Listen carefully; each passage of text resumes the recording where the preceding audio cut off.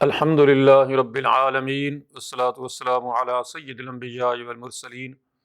اما بعد فاعوذ باللہ من الشیطان الرجیم بسم اللہ الرحمن الرحیم۔ آج ہم پڑھیں گے سورۃ البقرہ کی آیت نمبر 275 سے آن ورڈ۔ ارشاد باری تعالی ہے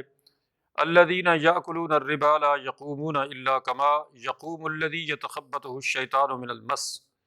ذلك بأنهم قالوا إنما البيع مثل الربا وأحل الله البيع وحرم الربا فمن جاءه موعظة من ربه فانتهى فله ما سلف وأمره إلى الله ومن عاد فأولئك أصحاب النار هم فيها خالدون۔ اس آیت مقدسہ میں اللہ رب العزت نے ربا، سود سے متعلق بڑے واضح احکامات نازل فرمائے ہیں۔ ارشاد فرمایا الذین یأکلون الربا، وہ لوگ جو سود کھاتے ہیں، لا یقومون الا کما یقوم الذی یتخبطہ الشیطان من المس، وہ بروز قیامت نہیں کھڑے ہو سکیں گے مگر ایسے جیسے کسی کو شیطان نے مخبوط الحواس کر دیا ہو، بالکل پاگل بنا دیا ہو اور وہ ڈاواں ڈول ہو رہے ہوں گے۔ یہ ان کی رسوائی کا ایک ذریعہ ہوگا، اور عذاب تو ہوگا ہی مگر رسوا کن عذاب ہوگا کہ لوگ اس عذاب کے ذریعے سے کہ وہ ایسے گر پڑ رہے ہوں گے، سیدھے کھڑے نہیں ہو سکیں گے، جو اس بات کی علامت ہوگی کہ یہ ہیں وہ لوگ جو سود خور تھے۔ تو فرمایا کہ ذالک بانہم قالوا انما البیع مثل الربا، اس لیے کہ انہوں نے یہ کہا کہ ربا بھی تجارت کی طرح سے ہے، بیع کی طرح سے ہے، بزنس کی طرح سے ہے، یعنی ربا جو ہے وہ بھی ایک طرح کا بزنس ہے۔ وَأَحَلَّ اللَّهُ الْبَيْعَ وَحَرَّمَ الرِّبَا، اللہ تعالیٰ نے تو بیع کو یعنی تجارت کو یا بزنس کو یا کاروبار کو حلال ٹھہرایا ہے، اور ربا کو یعنی سود کو حرام قرار دیا ہے۔ اچھا، اب یہاں پہ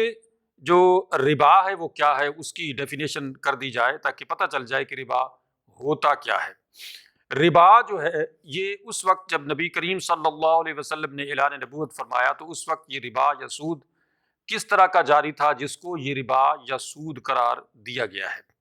لوگ جب کاروبار تو کرتے تھے، کاروبار تو خود ہمارے نبی کریم صلی اللہ علیہ وسلم اعلان نبوت سے پہلے بھی کرتے تھے، لوگوں کا مال لے جاتے تھے اور اس طرح سے پھر ادھر سے لاتے تھے اور اس میں جو نفع ہوتا تھا اس کو تقسیم کرتے تھے۔ تو یہ تو کاروبار جو ہے اسی طرح سے ہوتا ہے، لین دین سے ایک دوسرے سے، یعنی جو تجارت ہوتی ہے وہ اسی طرح سے لین دین ہوتا ہے۔ اب یہ کہ ربا کیا ہے، لوگ اس وقت پیسے دیتے تھے جو اور اس پہ فکس کر لیتے تھے کہ میں آپ کو 1,00,000 روپیہ یا 100 روپیہ یا 10,000 روپیہ جو دے رہا ہوں اس پہ میں نے آپ سے 10% نفع لینا ہے۔ آپ کو کیا نفع ہوتا ہے، نقصان ہوتا ہے، زیادہ ہوتا ہے، کم ہوتا ہے، کچھ بھی ہو، میرا جو نفع ہے وہ 10% ہے اس کے اوپر۔ یا یہ کہ جناب میں آپ کو جو یہ 10,000 دے رہا ہوں میں نے آپ سے 12,000 لینے ہیں، اتنے عرصے کے بعد آپ کو نفع ہو نقصان ہو، آپ کیا کرتے ہیں کیا نہیں کرتے، ہمیں اس سے کوئی غرض نہیں ہے۔ ہم نے جو ہے فکس آپ سے اس 10,000 کے اوپر 2,000 روپیہ نفع لے لینا، یہ سود ہے۔ اب یہ سود کیوں ہے، یعنی پہلی بات تو یہ ہے کہ سود اس وقت ہے جب کہ ایک تو فکس کر لیا جائے کہ جناب یہ جو میں آپ کو پیسے دے رہا ہوں ان پیسوں کے اوپر میں نے آپ سے اتنے فیصد یا اتنے پیسے جو ہے وہ لینے ہیں۔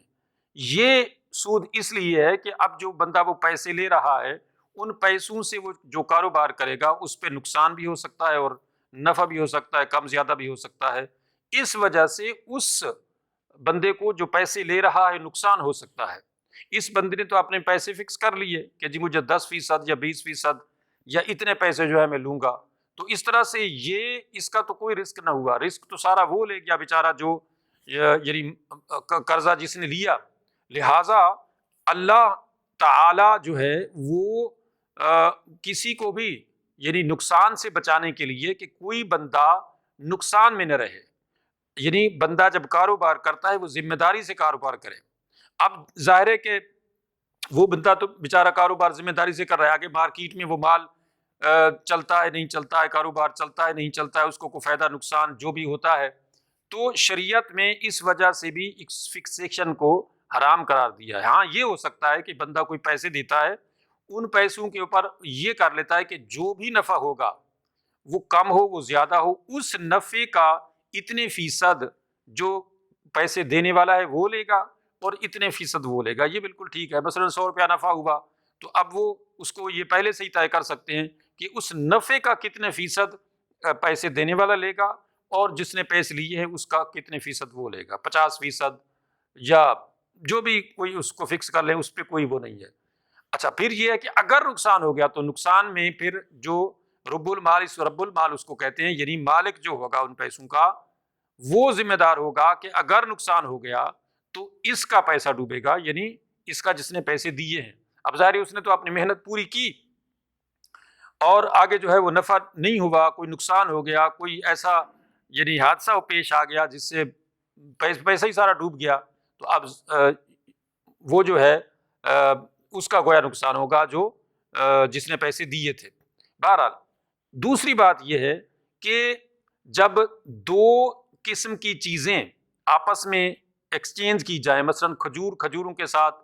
یا گندم کے ساتھ، تو یہ بھی سود کے زمرے میں آتا ہے۔ چنانچہ ایک صحابی نبی کریم صلی اللہ علیہ وسلم کی بارگاہ میں آئے، انہوں نے عرض کیا کہ یا رسول اللہ، میں مارکیٹ میں گیا، میرے پاس کھجوریں تھیں بہت ساری لیکن خراب تھیں، اور میں نے جو ہے مارکیٹ میں جا کے اچھی کھجوریں لے لیں اور یہ بری کھجوریں جو خراب کھجوریں میری تھی میں نے دے دی۔ یعنی میں نے یہ کہا کہ یار یہ میری کھجوریں ہیں تو یہ تم لے لو، اور اس کے بدلے مجھے تم جتنی کھجوریں دیتے ہو یہ دے دو۔ آپ نے فرمایا یہی تو سود ہے۔ یعنی جب دو قسم کی یعنی چیزیں جو ہے وہ ایک جنس کی ہوں گی اور ان کو ایکسچینج کریں گے تو یہ سود ہو جائے گا۔ آپ نے فرمایا اس سے بچنے کے لیے، سود سے بچنے کے لیے اس کا بہترین طریقہ یہ تھا کہ تم نے اپنی یہ خراب کھجوریں اس کو بیچنی تھیں، یعنی ان کا ریٹ لگانا تھا کہ میری جو کھجوریں ہیں یہ 100 روپے کی ہیں، یہ خراب ہیں، تمہاری جو کھجوریں ہیں یہ 200 روپے کی ہیں، جو بھی اس کا ریٹ ہے، تو ان کا ریٹ دونوں کا مقرر کر کے پھر تم نے جو آپس میں لین دین کرنا تھا پھر وہ ٹھیک تھا، تاکہ اس کو نقصان نہ ہو۔ اب ظاہر ہے کہ اس کو پتہ نہ چلے کہ چلو جی میں تو زیادہ کھجوریں لے رہا ہوں اور اس طرح سے میں تھوڑی کھجوریں دے رہا ہوں، گو کہ اس میں یہ ہے کہ اس کو زیادہ چلی گئی اور اس نے دوسرے نے تھوڑی لی، لیکن چونکہ اس میں ایک شبہ موجود ہے کہ یہ خراب ہیں وہ اچھی کھجوریں ہیں، تو لہٰذا پہلے سے جو ہے اس کو ایکسپلین کرنا ضروری ہے کہ میری کھجوریں اتنی کی ہیں، میں تمہیں یہ دے رہا ہوں، اب یہ 100 روپے کی ہیں تو 100 روپے کی کھجوریں تم مجھے دے دو۔ تو اس طریقے سے ایکسپلین ہونا چاہیے، واضح ہونا چاہیے، ڈیفائن ہونا چاہیے۔ اور دوسری بات جو کہ بڑی زبردست امام غزالی نے یہاں اس آیت کے زمرے میں ارشاد فرمائی ہے، اور وہ سارے مفسرین نے، بڑے بڑے جو مفسرین ہیں انہوں نے اس کو ذکر کیا ہے، اور وہ بڑی دل کو لگتی ہے، اور وہ یہ ہے کہ انہوں نے فرمایا کہ دیکھیں کہ اس زمانے میں جب شروع میں لوگ جو ہیں وہ ظاہر ایک بندہ موچی ہے وہ جوتے بناتا ہے، اور دوسرا بندہ جو ہے وہ کسان ہے، وہ دودھ پیدا کرتا ہے، وہ اجناس کھانے پینے کی جو بھی چیزیں ہیں وہ پیدا کرتا ہے، تو اب یہ دونوں ایک دوسرے ممکن ہے کہ جوتے والے کو جو ضرورت ہے وہ اس کسان کو ضرورت نہ ہو، تو اب جب ایکسچینج کا ذریعہ بنتا تھا، اس نے جوتی لینی ہے اور اس کو اس کے بدلے میں کپڑا چاہیے، جبکہ اس کسان کے پاس کپڑا نہیں ہے، اس کے پاس تو دودھ ہے، یا اس کے پاس گندم ہے یا چاول ہے یا جو ہے، جوار ہے، باجرہ ہے، کچھ ہے۔ اب یہ صورتحال اللہ تعالیٰ نے اس کو حل کرنے کے لیے، اللہ تعالیٰ نے اس صورتحال کو حل کرنے کے لیے کہ لوگ جب ایک دوسرے سے ایکسچینج کریں گے اپنی ضرورت کی چیزیں، موچی سے بندہ جائے گا چیز لینے کے لیے، اس کے پاس گندم ہے، موچی کہتا ہے مجھے تو گندم نہیں چاہیے، مجھے تو چاہیے دودھ، مجھے تو چاہیے فلاں مثلاً کپڑا چاہیے یا جو بھی اس کو چیز چاہیے، تو اب اللہ تعالیٰ نے اس مسئلے کے حل کے لیے سونا اور چاندی پیدا کیا۔ جو پیور سونا اور چاندی ہے وہ بالکل بیکار ہے، فضول ہے، اس کا کوئی کام نہیں ہے، یعنی اس کے مقابلے میں جو لوہا ہے وہ زیادہ کارآمد ہے، اس کے ذریعے سے ہماری چھتیں بنتی ہیں، اس کے ذریعے سے ہماری یعنی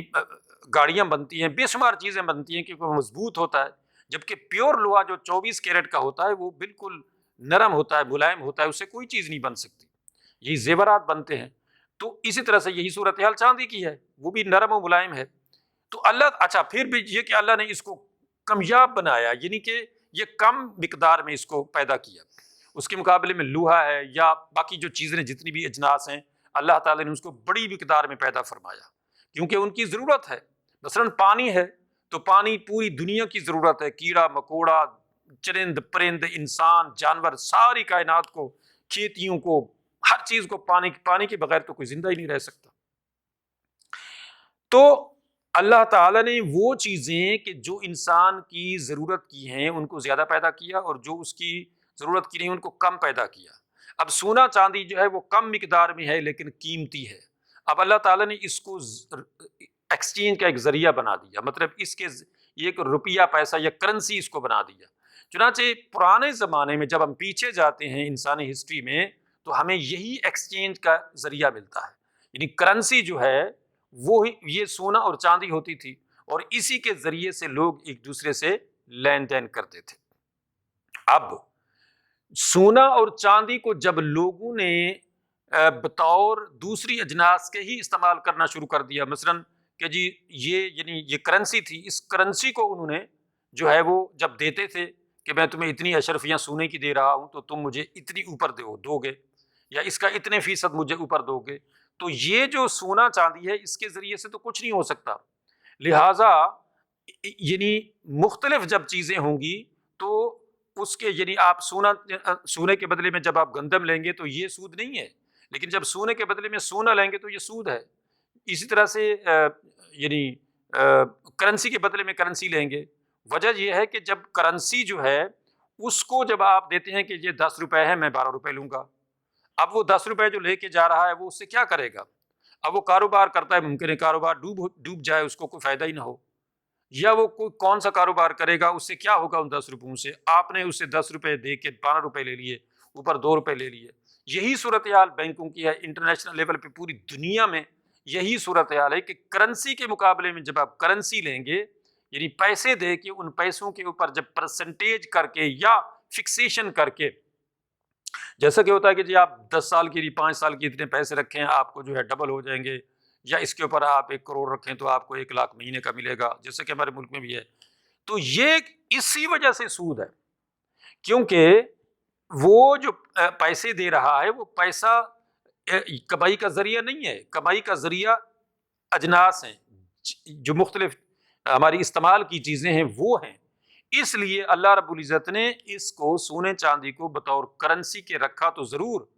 کہ بطور ایکسچینج کے ایک ذریعہ اس کو بنا دیا ہے، لیکن جب آپ اس کو ہی سورس آف انکم بنا دیں گے تو پھر وہ سود ہو جائے گا۔ اس کی بیسک وجہ یہ ہے کہ اس سے کمائی نہیں ہو سکتی، کرنسی سے کمائی نہیں ہو سکتی۔ اب جیسے لوگ کرتے ہیں ابھی، اسی وجہ سے کساد بازاری ہے، اسی وجہ سے مہنگائی ہوتی ہے، اسی وجہ سے امیر امیر تر ہوتا ہے، غریب غریب تر ہوتا ہے، کیونکہ جو اصل سورس ہے انکم کا، مثلاً آپ کسی کو جو ہے وہ گندم دیتے ہیں یا کوئی جانور دیتے ہیں یا کوئی بھی جنس دیتے ہیں، وہ جا کے بیچتا ہے، اس کے ذریعے سے اس کی بڑھوتری ہوتی ہے، وہ کاروبار ہے، وہ ضرورت ہے، آگے چلتی ہے، جبکہ کرنسی جو ہے اس کے ذریعے سے اس طرح سے نہیں ہوتا۔ بہرحال مختصر یہ ہے کہ اللہ تعالیٰ کا ایک بنایا ہوا جو نظام ہے وہ یہی ہے کہ اللہ تعالیٰ نے کاروبار کے اندر برکت رکھی ہے، کاروبار کو انسانی ضرورت بنایا ہے۔ ظاہر ہے کہ جو ضرورت کی ہماری چیزیں ہیں جن سے ہم ایک دوسرے سے ایکسچینج کرتے ہیں، اور وہ مختلف یعنی جیسے ہم سونے چاندی کو یا سونے کو سونے سے یا روپے کو روپے سے یا کرنسی کو کرنسی سے ایکسچینج نہیں کر سکتے کہ یہ سود ہے، اسی طرح سے دو جنس جو ہے، مثلا گندم کو گندم سے آپ ایکسچینج کریں گے تو یہ بھی سود ہوگا۔ جیسے رسول اللہ صلی اللہ علیہ وسلم نے ارشاد فرمایا کہ جب تم نے وہ کھجور والے سے ایکسچینج کی تھی، تبدیل کیا تھا، سودا کیا تھا، تو اس کو اس طرح سے لمسم نہیں چینج کرنا، اسی طرح سے مکان کو مکان سے، پلاٹ کو پلاٹ سے، کپڑے کو کپڑے سے، گاڑی کو گاڑی سے، کسی بھی چیز کو ایسے نہیں لمسم نہیں کرنا، اس کا آپ نے ریٹ مقرر کرنا ہے کہ میری گاڑی ہے جی 10 لاکھ کی، تمہاری گاڑی کتنے کی ہے؟ وہ کہتا ہے جی میری گاڑی ہے 15 لاکھ کی، تو بات واضح ہو گئی۔ ہاں بھائی اب کیا ہوگا؟ اب یہ ہے کہ بھائی تم میری گاڑی لینا چاہتے ہو تو یہ 10 لاکھ میں تم لے لو، ٹھیک ہے، تمہارا 5 لاکھ اوپر ہے، وہ میں تمہیں جو ہے وہ کسی بھی شکل میں وہ اس کو پیسے دے دیتا ہے، جیسے بھی کرتا ہے، اس کا الگ ایک میٹر ہے۔ بہرحال یہ کیوں ایسا کیا گیا ہے؟ تاکہ لوگوں کے لیے آسانی پیدا ہو، تاکہ لوگ نقصان سے بچیں۔ یعنی اصل بات جو سود کو حرام کرنے کی ہے وہ یہ ہے کہ لوگ کاروبار کریں، اسی وجہ سے ارتکاز دولت حرام ہے، جو اللہ تعالیٰ نے قرآن مجید میں کئی جگہ پہ ارشاد فرمایا ہے کہ یہ ارتکاز دولت جو ہے اس کو روکنے کے لیے اللہ رب العزت نے کئی جو طریقے بتائے ہیں، ان میں کا ایک طریقہ ہے یہ زکوٰۃ، یعنی زکوٰۃ جو ہے اس کو اللہ تعالیٰ نے کیوں مقرر فرمایا ہے کہ ما افاء اللہ علی رسول من اہل القری فللہ وللرسول وذی القربى والیتامى والمساکین وابن السبیل کی لا یکون دولۃ بین الاغنیاء منکم، کی لا یکون دولۃ بین الاغنیاء منکم، یعنی یہ جو ہم نے سسٹم رکھا ہے نا کہ دولت جو ہے وہ گردش کرتی رہے، مال گردش کرتا رہے، اگر کوئی بندہ سونے چاندی کو یا کرنسی کو، جیسا کہ آج کل ہے ڈالر کو جناب بنا لیا گیا انٹرنیشنل کرنسی، اب وہ کوئی بندہ جو ہے وہ کہتے ہیں ڈالر اوپر جائے گا بس اسی کو جمع کرو جمع کرو، اور چنانچہ ڈالر اب ایک کمائی کا ذریعہ بن گیا ہے، لوگ جو ہیں وہ ڈالر لے کے رکھ لیتے ہیں، جیسے ایسے ہی ہے کہ جیسے کوئی گندم لے کے رکھ لے، گندم تو خراب ہو سکتی ہے، یا چاول لے کے رکھ لے وہ بھی خراب ہو سکتا ہے، ڈالر نہیں خراب ہوگا، اس کو لے کے رکھ لیں، جب مہنگا ہوگا بیچ دیں گے، تو سستا جہاں سے ملے گا اس کو خرید لیں گے۔ اب اس سے کیا ہوگا؟ ڈالر کو کیوں کوئی کھا سکتا ہے، جبکہ اس کے مقابلے میں گندم ہے، چاول ہے، دودھ ہے، کپڑا ہے، مکان ہے، سیمنٹ ہے، کوئی بھی چیز ہے، اس کو جب آپ ضرورت ممکن ہے ایک کی نہیں دوسرے کی تیسرے کی چوتھے کی ضرورت ہو، وہ ظاہر ہے کسی نے مکان بنانا ہے، کسی نے کپڑا پہننا ہے، کسی نے علاج کروانا ہے، کسی نے جانور اس کو چاہیے، اس کو دودھ چاہیے، اس کو چاول چاہیے، اس کو مکئی چاہیے، اس کو گندم، اس کو آٹا، اس کو فلاں فلاں۔ اب ظاہر ہے یہ ضرورتیں ہیں انسانوں کی، یا ڈالر کو یا پیسے کو یا کرنسی کو یا سونے چاندی کی جو کرنسی ہے اس کو وہ کیا کرے گا؟ اس کے ذریعے سے تو کاروبار نہیں ہو سکتا۔ ایک بندے نے ڈمپ لگا لیا جناب ڈالروں کا، کرنسی کا، پاؤنڈ کا، جو ہے وہ جو بھی کرنسی کا، اب اس سے کیا ہوگا؟ اس سے تو کوئی کاروبار نہیں ہوگا۔ اب یہاں جو اللہ رب العزت نے ارشاد فرمایا ہے کہ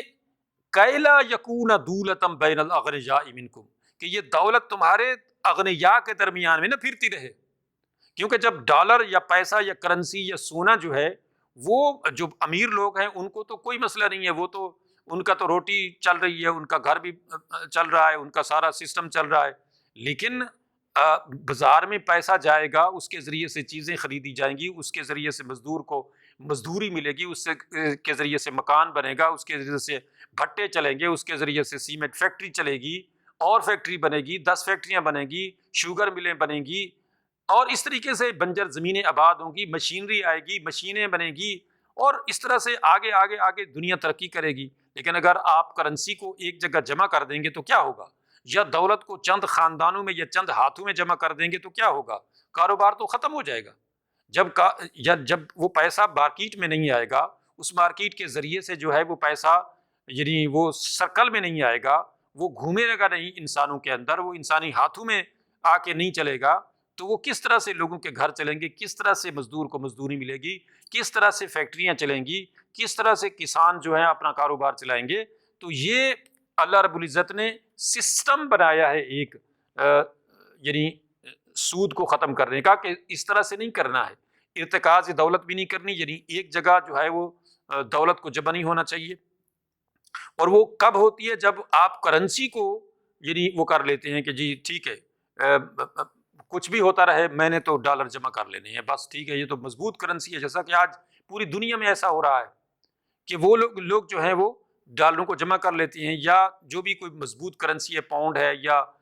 کوئی بھی مضبوط کرنسی ہے تو اس کو وہ جمع کر لیتے ہیں۔ اس سے کیا ہوتا ہے؟ اس سے تو قومیں برباد ہو جاتی ہیں، اس سے کاروبار نہیں چلتا ہے، اس سے ملک کی جو گروتھ ہے وہ رک جاتی ہے۔ جب پیسہ جائے گا لوگوں کے پاس، وہ اپنا کاروبار کریں گے، اور اس طریقے سے جو ہے وہ ملک یا قوم جو ہے وہ ترقی کرے گی۔ تو اس لیے اللہ رب العزت نے کیا ارشاد فرمایا کہ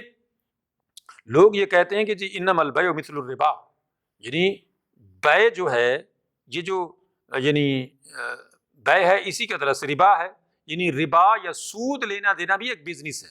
اللہ نے فرمایا نہیں، سود بزنس نہیں ہے، یہ جو تم پیسے پہ پیسہ لیتے ہو یا پیسے کو جمع کرتے ہو، یہ تو کاروبار اس سے ٹھپ جائے گا، تمہارا کاروبار رک جائے گا۔ تمہارے پاس تو ممکن ہے کہ وہ دولت ہو، اس دولت کے ذریعے سے تم نے اپنی ضرورت کی چیزیں خریدنی، لیکن جب وہ دولت سرکولیٹ نہیں ہوگی ملک میں، قوم میں، دنیا میں، تو اس سے کاروبار کیسے چلے گا؟ تو اس لیے فرمایا وَأَحَلَّ اللَّهُ الْبَيْعَ وَحَرَّمَ الرِّبَا، اللہ تعالی نے بے کو یعنی تجارت کو، لین دین کو، خرید و فروخت کو حلال فرمایا ہے، اور ربا کو، سود کو حرام فرمایا ہے۔ تو اس کی جو یعنی اللہ رب العزت نے، کیونکہ قرآن مجید کے اندر جو الفاظ ہیں تو قرآن مجید میں جو الفاظ ہیں وہ جچے تلے ہوتے ہیں، وہ ہمارا رب ہے۔ جیسے ایک باپ اپنے چھوٹے بچے کو کوئی لمبی چوڑی نصیحتیں نہیں کرتا، کوئی لمبی چوڑی باتیں نہیں کرتا،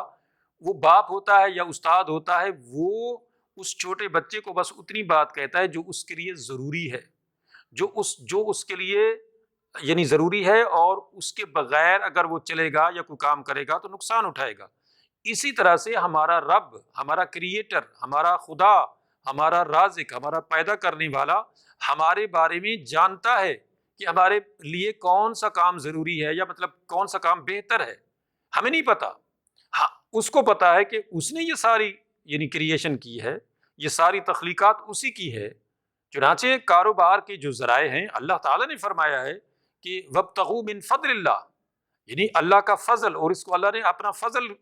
قرار دیا ہے کہ ہم کاروبار کریں، ہم اپنے حلال رزق کے لیے تگ و دو کریں، کوشش کریں۔ اللہ تعالیٰ نے اس کو اپنا فضل فرمایا ہے، تو لہٰذا کاروبار جو ہے اللہ نے فرمایا کہ اس کو میں نے حلال کیا ہے، بزنس کو حلال کیا ہے اور اس کو جائز رکھا ہے، لیکن جو ربا ہے اس کو حرام قرار دیا ہے۔ اب اس کے آگے مزید لمبی چوڑی جو بحثیں ابھی چھڑی ہوئی ہیں، اور ہر مفسر نے، عالم نے، دنیا کے سارے لوگوں نے اس کے اوپر یہ بحث کی ہے کہ سود کیوں حرام ہے، تو اس کی جو میں نے ابھی کچھ یعنی تشریحات کی ہیں مختلف علماء کے حوالے سے، اور پوری دنیا یعنی تمام انسان، دنیا کے تمام مذاہب کے لوگ جتنے بھی ہیں، وہ سود کو اس وجہ سے حرام قرار دیتے ہیں کہ یہ انسانیت کے لیے نقصان دہ ہے، اس میں ملک کی گروتھ رک جاتی ہے، ملک کی ترقی رک جاتی ہے، چند خاندان تو امیر ہو جاتے ہیں، لیکن اکثریت جو ہوتی ہے، قوم جو ہوتی ہے، وہ نیچے چلی جاتی ہے، معاشی اعتبار سے وہ کمزور ہو جاتی ہے۔ اچھا جی، آگے فرمایا فَمَن جَاءَهُ مَوْعِظَةٌ مِّن رَّبِّهِ فَانتَهَىٰ فَلَهُ مَا سَلَفَ، تو جس کے پاس بھی اس کے رب کی یہ نصیحت آ گئی، جس کے پاس بھی اس کے رب کا آرڈر آ گیا، یہ کون سا آرڈر؟ یہ کہ احل اللہ البیع وحرم الربا، کہ اللہ نے بیع کو تو حلال کیا ہے، تجارت کو تو حلال فرمایا ہے، لیکن ربا کو، سود کو حرام قرار دیا ہے۔ اب یہ حکم اللہ کا بس اتنا کافی ہے اس کے لیے، اس کو پہنچ چکا ہے، تو فنتہا، اب وہ اگر رک گیا، فلہ ما سلف، تو پیچھے جو وہ کر چکا ہے، سود کا لین دین کر چکا ہے، اس کی معافی ہے۔ وَأَمْرُهُ إِلَى اللَّهِ، اس کا معاملہ اللہ کے سپرد ہے۔ یعنی اللہ تعالیٰ کو تو پتا ہے، پہلے سے ہی پتا ہے، اب بھی پتا ہے، بعد میں بھی سب اس کو پتا ہے، لہٰذا اللہ نے اس کے لیے یہ ریلیکسیشن کی کہ چلو اس سے پہلے جو کر چکا تھا وہ اس کی تو معافی ہے، لیکن اب کیا ہے کہ وَمَنْ عَادَ فَأُولَٰئِكَ أَصْحَابُ النَّارِ، اب اگر کوئی دوبارہ سے ایسا کرے گا، یعنی دوبارہ سود کا لین دین کرے گا، تو وہ جہنمی ہے۔ بالکل کلیئر آیات ہے کہ ومن عادا، جس نے دوبارہ یہ کام کیا، سود کا لین دین کیا، فاولئک، تو ایسے لوگ اصحاب النار، جہنمی ہیں، ہم فیہا خالدون، اس میں ہمیشہ رہیں گے۔ اس کی وجہ یہ کہ جب آپ کسی بھی اللہ کے حکم کا انکار کر دیتے ہیں، تو آپ چاہے 100 حج کریں، 100 جناب وہ سارے یعنی کام کریں، جب اللہ کے ایک حکم کا انکار کر دیا تو کافر ہو گئے۔ اسی وجہ سے حضرت ابوبکر صدیق رضی اللہ تعالی عنہ کے دور میں جب لوگوں نے زکوٰۃ نماز پڑھیں گے، حج کریں گے، عمرہ کریں گے، سارے کام کریں گے، زکوٰۃ نہیں دیں گے، اپنے طریقے سے دیں گے، جو دیں گے سو دیں گے، لیکن جیسے پہلے ہم دے رہے تھے کہ سرکار کو دے رہے تھے زکوٰۃ، کیونکہ اسلامی حکومت میں یہ ٹیکسیشن کا نظام اس طرح کا نہیں ہے جیسے آج ہمارے مسلمان ملکوں میں ہے، وہ ٹیکس وصول کرتے ہیں جی، اس طرح سے نہیں۔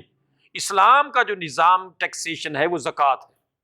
بس زکوٰۃ بندے دیں گے، باقی اس سے کوئی ٹیکس نہیں لیا جائے گا۔ اسی وجہ سے بعض علماء کا یہ کہنا ہے کہ جو بندہ زکوٰۃ دیتا ہے